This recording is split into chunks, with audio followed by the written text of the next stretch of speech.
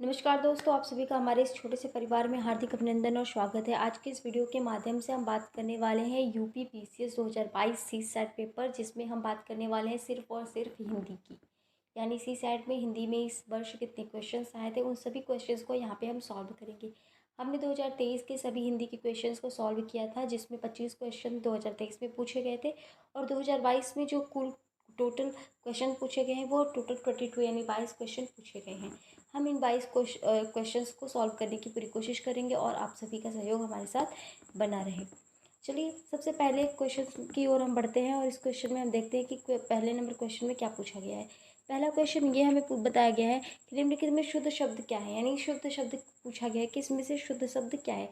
4 हमें ऑप्शन मिले हैं, चारों ऑप्शन में हमें देखना पड़ेगा कि जो सही शब्द है यानी जो शुद्ध है वो शब्द कौन सी है। तो देखते हैं, फर्स्ट नंबर जो ए नंबर पे है लब्ध प्रतिष्ठा, बी नंबर पे है लुब्ध प्रतिष्ठा प्रतिष्ठ, लब्ध प्रतिष्ठ और लब्ध प्रतिष्ठ।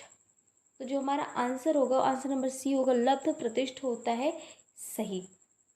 आप यहाँ पे देखेंगे ए नंबर पे, तो ए नंबर में क्या है लब्ध प्रतिष्ठित है ना, यहाँ पे त लगा दिया तो ये हमारा क्या हो जाएगा गलत ना। हम बी में देखेंगे लुब्ध, ये टोटली गलत। डी में अगर हम देखते हैं तो प्र में हमारी गलती दिखती है, तो ये प्र हमारा गलत, यानी ऑप्शन नंबर सी करेक्ट हो जाएगा। इस तरह से हम क्वेश्चंस को एलिमिनेट करेंगे एंड देन क्वेश्चन को सॉल्व करेंगे। नाउ नेक्स्ट क्वेश्चन की ओर हम बढ़ते हैं। क्वेश्चन नंबर 2 हम पूछा गया है कि निम्नलिखित में से अभिकारी शब्द नहीं है, यानी अगर हमें विकारी शब्द पता होगा तो हमें अभिकारी शब्द पता होगा या फिर हमें अभिकारी शब्द के बारे में पता होना चाहिए। देखो जैसे कि जो शब्द होते हैं, अगर हम बात करें विकारी शब्द की, ठीक है, देखो विकारी शब्द में क्या होता है कि लिंग होते हैं, जैसे कि हम कह लें कि ये स्त्रीलिंग है या पुरुष लिंग है, नपुंसक ये लिंग है, ठीक है। और वचन में हम कह रहे हैं एक वचन, द्विवचन, बहुवचन, ये जो वचन है यानी कि लिंग हो चाहे वचन हो या फिर पुरुष हो, उत्तम पुरुष, मध्यम पुरुष, ये सारी चीज़ें, कारक हो या फिर काल, है ना। और इन सभी चीज़ों में क्या होता है वो रूपांतरित होता रहता है, क्या होता है कि बदलता रहता है। या फिर हम इसके अंतर्गत अगर और भी चीज़ों की बात करें, जैसे संज्ञा हुआ, सर्वनाम हुआ, विशेषण हुआ, ये सब भी, और इंक्लूड हम कर सकते हैं क्रिया को भी, ठीक है। ये सब विकारी शब्द के अंतर्गत आते हैं। लेकिन अगर हम अभिकारी शब्दों की बात करें तो यहाँ पे क्रिया विशेषण, संबंध बोधक और समुच्चय बोधक और विषयवाय ये क्या कहते हैं हमें कि उपसर्ग जिसे कहते हैं, निपात, ये सारी की सारी चीज़ें किस में आती है हमारी अभिकारी शब्द में। लेकिन हमें यहाँ पे पूछा गया कि अभिकारी शब्द नहीं है ना, इसमें से अभिकारी शब्द कौन सा नहीं है। मैंने आपको बताया जैसे कि जो क्रिया विशेषण होता है ये हमारा क्या है अभिकारी शब्द है, ठीक है, ये हमारा अभिकारी शब्द है ना। और संबंध सूचक भी अभिकारी शब्द है, समुच्चय बोधक भी। लेकिन ये जो सर्वनाम है ये हमारा क्या है विकारी शब्द है, यानी ये हमारा अभिकारी शब्द नहीं है। तो हमारा option number B correct answer हो जाएगा। ओके, नेक्स्ट क्वेश्चन की ओर बढ़ते हैं।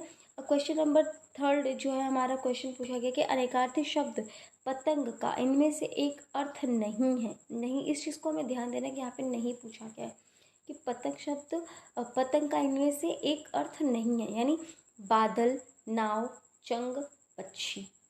तो अगर हम बात करें बादल की तो ये क्या है, ये इसमें जो पतंग है इसमें एक अनेकार्थ शब्द नहीं है। अगर हम बात करते हैं जैसे अनेकार्थी शब्द की ना, कि अनेकार्थी शब्द कहते किसे हैं, तो सबसे पहले हम बात करेंगे जो अनेकार्थी शब्द होते हैं ना, इसके एक से अधिक अर्थ होते हैं, उन्हें हम क्या कहते हैं अनेकार्थी शब्द कहते हैं। अब जैसे कि हम कह लें कि अनेकार्थी का अर्थ क्या होता है, तो एक से अधिक अर्थ देने वाला, है ना। फॉर एग्जाम्पल अगर हम लेते हैं कि पतंग का, ठीक है, तो पतंग का क्या निकलेगा, नाव निकलेगा, चंग निकलेगा, पक्षी निकलेगा। तो ये सब पतंग का होता है। पक्षी क्यों, क्योंकि ये देखो पतंग उड़ता है, नाव, चंग, ये सारे जो हैं ये अर्थ निकल रहे हैं। लेकिन यहाँ पे जो बादल है इसका नहीं निकल, यानी अनेकार्थ शब्द पतंग का इनमें से एक अर्थ नहीं है। तो जो बादल है ये पतंग का अनेकार्थी शब्द नहीं है, तो ये हमारा क्या हो जाएगा राइट आंसर हो जाएगा। ओके, अब बढ़ते हैं नेक्स्ट क्वेश्चन की ओर। निम्नलिखित में तत्सम शब्द है, तो अब हमें पता होना चाहिए कि तत्सम शब्द है क्या, उसके बाद हम इस क्वेश्चन को कर पाएंगे। अब देखो तत्सम शब्द क्या होता है, कि जो तत्सम शब्द यहाँ पे पूछा गया है कि तत्सम शब्द है क्या, ठीक है। तो ऐसे शब्द होते हैं जिन्हें संस्कृत भाषा से सीधे बिना किसी परिवर्तन के हिंदी भाषा में शामिल कर लिया गया होता है, ठीक है। तत्सम शब्दों को अगर हम कहें तो ध्वनि हिंदी भाषा से में ठीक वैसी ही रहती है जैसे कि संस्कृत में होती है। अगर हम बात करते हैं जैसे काष्ठ की, ठीक है, तो काष्ठ हुआ, अमृत हुआ, आम्र हुआ, ये जो तत्सम है बिल्कुल हूबहू क्या होता है कि हिंदी और संस्कृत दोनों की जो भाषा होती है वो मिलती जुलती रहती है, ठीक है। अगर हम बात करते हैं यहाँ पे आम की, तो ये हिंदी भाषा है, तो ये हमारा गलत हो जाएगा, ये भी नहीं होगा। हाथ, ये भी नहीं होगा। दूध, ये भी नहीं होगा। लेकिन जो काष्ठ है ये हमारा तत्सम शब्द होगा। क्यों? क्योंकि ये हमारा हिंदी और संस्कृत दोनों में इसका जो चरण होता है ये कास्ट ही निकलता है, इसलिए हमारा ऑप्शन नंबर बी करेक्ट हो जाएगा। नाउ नेक्स्ट क्वेश्चन की ओर बढ़ते हैं। जिसका उत्तर देकर खंडन किया गया हो, इस वाक्यांश के लिए एक शब्द। अब यहाँ पे एक शब्द पूछा गया है जिसका उत्तर देकर खंडन किया गया हो ना, तो जिसका खंडन अगर किया गया होता है तो उसका उसके लिए हम यूज़ करते हैं प्रत्युक्त। क्या करते हैं? प्रत्युक्त। ये हमारा ऑप्शन नंबर डी करेक्ट हो जाएगा। नाउ 6 नंबर क्वेश्चन की ओर बढ़ते हैं। 6 नंबर क्वेश्चन में पूछा गया निम्नलिखित वाक्यों में से एक शुद्ध वाक्य है, यानी हमें वर्तनी पे अपनी पकड़ बनानी, क्योंकि इसमें कई सारे क्वेश्चन जो है पीसेस में शुद्ध वर्तनी से बहुत सारे क्वेश्चंस हमें यहाँ पे देखने को मिलते हैं। ओके, तो इसका जो शुद्ध वर्तनी है वो ऑप्शन नंबर डी हो जाएगा। कृपया एक गिलास पानी दीजिए, है ना। कृपया एक गिलास पानी दीजिए। पहला अगर हम देखें वह 7वीं कक्षा में पढ़ता है, तो ये गलत हो जाएगा। सरयू नदी का घाट बहुत लंबा है, ये भी गलत हुआ। जो लोग बाहर जाना चाहते हैं वह जा सकते हैं, है ना, ये भी गलत हुआ। कृपया एक गिलास पानी दीजिए, ये बिल्कुल करेक्ट ऑप्शन है। तो जो हमें दिया गया है कि शुद्ध वाक्य का प्रयोग करना है, हमें यहाँ पे शुद्ध वाक्यांश को लिखने हैं, तो जो शुद्ध वर्तनी होगी हमारे ऑप्शन नंबर डी होगा, तो ये हमारा क्या हो जाएगा? राइट आंसर हो जाएगा। अब इसमें दिया है 7वें नंबर की इनमें से मुहावरे तथा उनके अर्थ को सुमेल कीजिए तथा सही विकल्प का चयन कीजिए, है ना। यहाँ पे दिया गया है कि मुहावरा और उसका अर्थ दोनों को सुमेलित करना है, यानी दोनों को क्या करना है? इसका मिलान करना है। अब देख लेते हैं पहला मुहावरा क्या है। मुहावरा है छाती लगाना, छाती पर सांप लौटना, छाती उमड़ना, छाती फटना, है ना। और इसका अर्थ क्या निकलता है हम अभी देखते हैं इसको। देखो, छाती लगाने का जो अर्थ होता है आलिंगन करना, तो यहाँ पे आलिंगन है हमारे पास द नंबर, है ना, यानी कि जो ए का हमारे पास हो जाएगा वो द हो जाएगा, ठीक है। उसके बाद है छाती पर सांप लौटना, तो इसका मतलब होता है कि ईर्ष्या के कारण जो व्यतीत होना, है ना। ईर्ष्या के कारण हम क्या करते हैं? परेशान हो जाते हैं, और हमारे अंदर क्या होती है? ईर्ष्या की जो भावना है वो बहुत ही ज़्यादा उमड़ जाती है, जाग जाती है ना? छाती उमड़ना, अब उमड़ना का अर्थ क्या हुआ यहाँ पे? प्रसन्नता से फूले न समाना, ना, बहुत ही ज़्यादा हम कहते हैं ना जब प्रसन्न हो जाते हैं, ये हो जाएगा हमारा ऑप्शन नंबर अ, छाती फटना, यानी बहुत जब किसी के पास बहुत ही ज़्यादा दुख होता है, बहुत ही ज़्यादा दुख होता है, तो उसे हम कहते हैं छाती फटना। अब देख लेते हैं यहाँ पे कि हमारा कौन सा हो जाएगा, ठीक है। तो ऑप्शन नंबर सी हो जाएगा सही। ओके, क का हमने मिलाया द, ख का श, और ग का अ, और घ का ब। राइट। नाउ नेक्स्ट क्वेश्चन की ओर बढ़ते हैं। शब्दों में प्रेरणा प्रेरणार्थक क्रिया है, यानी प्रेरणार्थक क्रिया क्या है? तो अब ये देखो, जो प्रेरणार्थक क्रिया होती है वह जब कर्ता किसी कार्य को स्वयं न करके किसी दूसरे को कार्य करने की प्रेरणा देता है ना, यानी उसे एक तरह से कह लें हम मोटिवेशन देता है, ये तो उस क्रिया को प्रेरणार्थक क्रिया कहते हैं। अब जैसे हम कह लें कि दिलवाना, कटवाना, कराना, ये जो चीज़ें होती है ना, ये सब प्रेरणार्थक क्रिया में आता है। अब यहाँ पे दिया गया है चलना, जीना, लिखना, लेकिन यहाँ पे दिलवाना तो दिलाया गया है किसी दूसरे व्यक्ति के द्वारा, ये हमारा क्या होगा? प्रेरणार्थक क्रिया के अंतर्गत ये आएगा ना। नेक्स्ट क्वेश्चन की ओर बढ़ते हैं। अगला क्वेश्चन है, देख लेते हैं कि हमारे पास जो अगला क्वेश्चन है वो क्या है।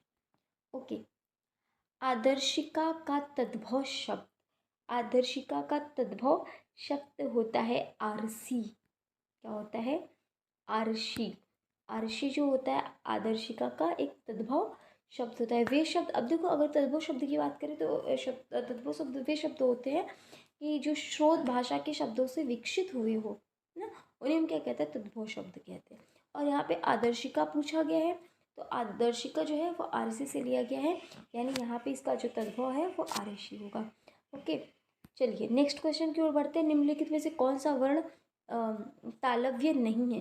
अब तालव्य नहीं है, अब देखो जो तालव्य व्यंजन होते हैं ना, आप इसे कहते क्या है, सबसे पहले हम इसको जानेंगे। देखो जो तालव्य व्यंजन होते हैं ये वे व्यंजन होते हैं जिनका जो उच्चारण स्थान होता है, जिसे हम प्रोनाउंसिएशन कहते हैं, जब प्रोनाउंस करते हैं किसी भी चीज़ को, तो हम कहाँ से प्रोनाउंस करते हैं, जब जीभ हो जो हमारी होती है, जीभ के पिछले भाग को तालु की जब संघर्ष करना पड़ता है, तो वो क्या कहते हैं ना, वही होता है हमारे क्या, तालव्य व्यंजन। अब हम बात करते हैं कि वैदिक संस्कृत में ना इसे च वर्ग के समस्त अक्षर अक्षर कह लें, या इसे निसर्ग के हैं। अगर हम बात करें जैसे च, क्ष, ज, क्ष, य, ये सारे क्या हो रहे हैं, ये जो तालव्य है इसका जो उच्चारण स्थान है ये जीभ के पिछले से का यानी जो भाग है वो तालु की संघर्ष कर रहा है ना, इससे मतलब कि उसे उच्चारित हो रहा है, इसे प्रोनाउंस हो रहा है, च, क्ष, ज, झ, य, तो इस तरह से निकल रहा है। यहाँ पे दिया गया निम्नलिखित में से कौन सा वर्ण तालव्य का नहीं है ना, तो च भी है, क्ष भी है, छ भी है, यानी क जो क है ये नहीं है, तो ऑप्शन नंबर सी हो जाएगा हमारा correct option. Okay, now next question की ओर बढ़ते हैं। इनमें से इनमें से अरण्य शब्द का पर्यायवाची, अब पर्यायवाची शब्द पूछा है। जो अरण्य का पर्यायवाची शब्द होता है वो वन भी होता है, जंगल भी होता है, कानन भी होता है, कातर भी होता है, विपिन भी होता है और अटवी भी होता है। यहाँ पे हमने देखा कि यहाँ पे दिया क्या है, कांतार यहाँ पे दिया, यानी कि ऑप्शन नंबर सी हमारा क्या होगा, करेक्ट ऑप्शन हो जाएगा। ठीक है, ना नेक्स्ट क्वेश्चन की ओर हम बढ़ते हैं। अगला क्वेश्चन है, निम्नलिखित में से एक शब्द की वर्तनी में हलंत संबंध अशुद्धि है, वह शब्द है, वह शब्द है, यहाँ पे दिया गया है कि हलंत है ना, हलंत क्या है, अशुद्धि है। श्रीमान, परिषद, सम्राट या श्रूयत, तो जो हमारा अशुद्धि है वो क्या है, देखो जो अशुद्धि है ना वो हमारा ऑप्शन नंबर डी है, जो श्रूयुत लिखा है, लेकिन यहाँ पे होना चाहिए श्रूयुत। ठीक है, यहाँ पे हमारे पास क्या है, अगर हम बात करें अशुद्धि की ना, हलंत शब्द अशुद्धि है, वह शब्द है।